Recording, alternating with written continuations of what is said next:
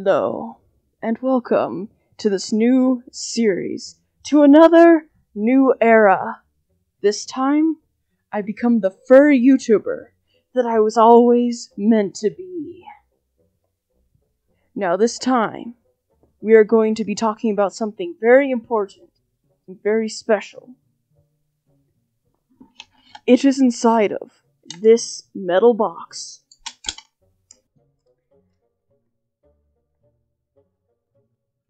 An unusual... Inside this box is a syringe. How... Okay. Whoops. I deleted the paper. Today, we will discuss making a Fursona. Now, most will ask, do I have to make my Fursona unique? And the answer is, you can be as unique, or not as unique as you wish. Now, what do I mean by that? You don't have to make an octopus to be noticed. You don't gotta make an octopus, or a rat, or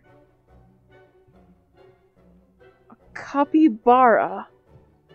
You can make anything you want. This is your Fursona. It is anything you want. And if you want to be a blue wolf, no one should stop you. Don't let anyone stop you from being a blue wolf. Break the mold where you want it. If you're happy with just being a cat with green eyes, then be a cat with green eyes. What? If you want to be a cat with half its skull removed and have a dog skull put in there, but then also some saber teeth and fairy wings and an insect tail with a venomous blade on the end, do that. Please, do that and show it to me. Show me. Now, most people make a Fursona to represent them. And that is great. That is kind of the purpose of Fursonas in the fandom. The thing is, you can make a multiple. So you don't need to get it perfect with the first try. Let's say you have decided you are going to be a wolf.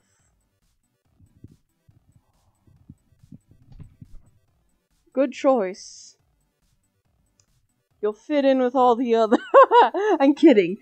Hey buddy, what do I make my Fursona? You're a furry? Yes. Give me an animal. Absolutely not. Listen here, you little... We're back. Just make whatever you want, seriously. Right here. I am no specific thing. I have a moon stuck through my head.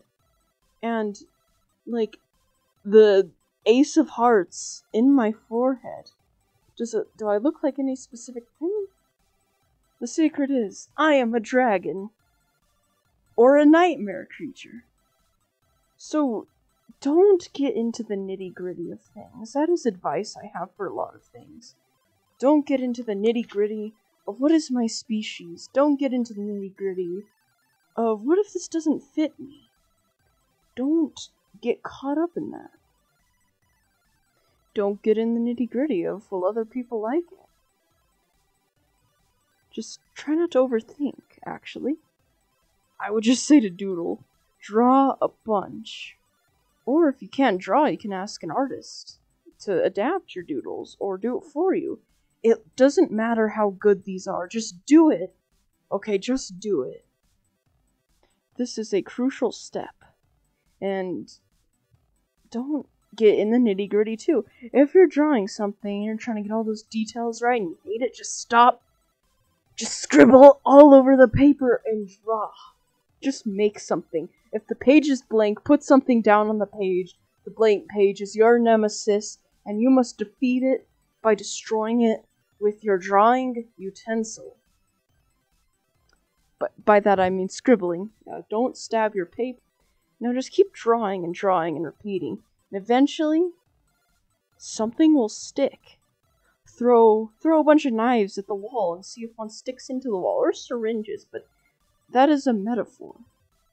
Throwing syringes into the wall is something I've done, but that is for celebration. Once you have something that sticks, you'll like it, or maybe you made multiple things you like.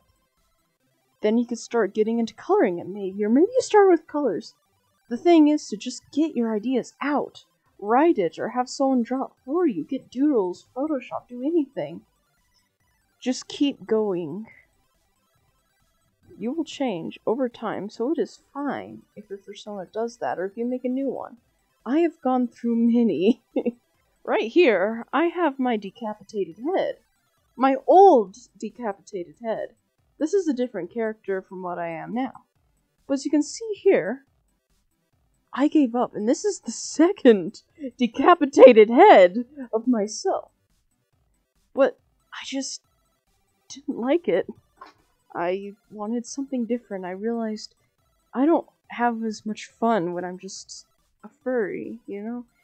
I realized that I have much more fun when I am a terrifying being of unknown substance with large teeth and claws. So, that's what I did. Also, I hate fur fabric. I redesigned this character, and you know what? It's stuck. I love this character now. This is what this character looks like now. This is like a comparison of the old and the new.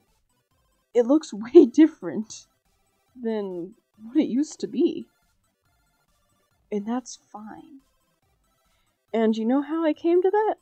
I drew it over and over and over and over again. I kept drawing it, and if I wanted to change something, I changed it. If I wanted to redesign it, I did.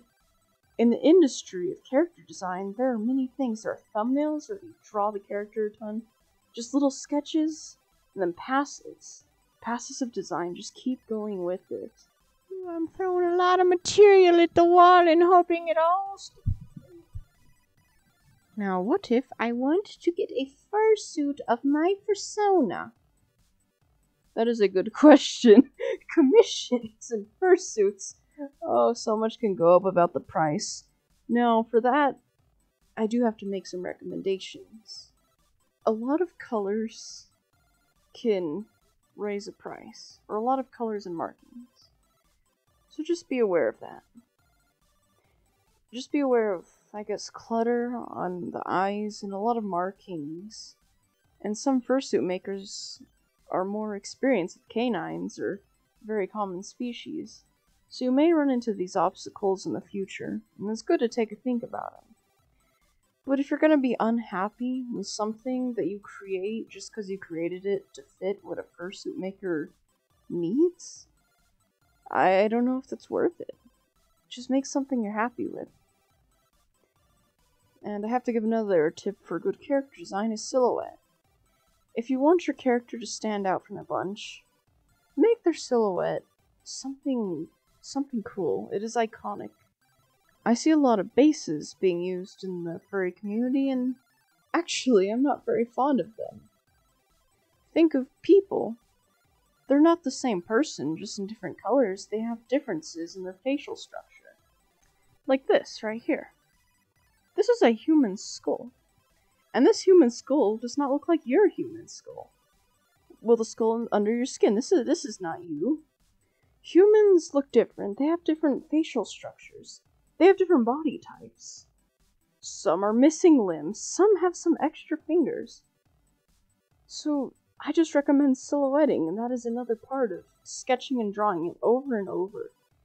It's just, it'll become something. It'll become ungeneric. You'll have a certain way certain things are drawn over time. It's like developing a style, and that's just another thing with the style. Throw things at the wall and hope they stick. So when they stick, they'll be stuck good. Throw things at the wall and don't worry about it.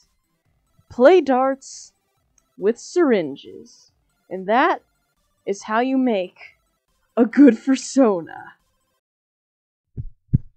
It's just in. If I reach 10 patrons on Patreon, I will release a fursuit video of eating raw cold sauerkraut.